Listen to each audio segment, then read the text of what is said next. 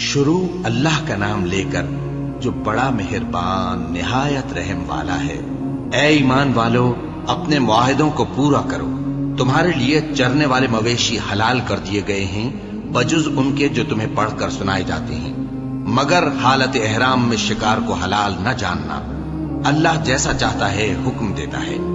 مومنوں، اللہ کے نام کی چیزوں کی بے حرمتی نہ کرنا، اور نہ ادب کے مہینے کی، اور نہ قربانی کے جانوروں کی، اور نہ ان جانوروں کی جو اللہ کی نذر کر دیے گئے ہوں کہ جن کے گلوں میں پٹے پڑے ہوں، اور نہ ان لوگوں کی جو حرمت والے گھر یعنی بیت اللہ کو جا رہے ہوں اپنے پروردگار کے فضل اور اس کی خوشنودی کے طلبگار بنے ہوئے۔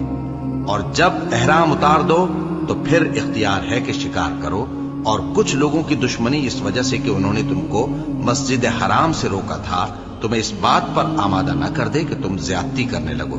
اور دیکھو، نیکی اور پرہیزگاری کے کاموں میں ایک دوسرے کی مدد کیا کرو، اور گناہ اور ظلم کی باتوں میں کسی کے ساتھ تعاون نہ کرو، اور اللہ سے ڈرتے رہو۔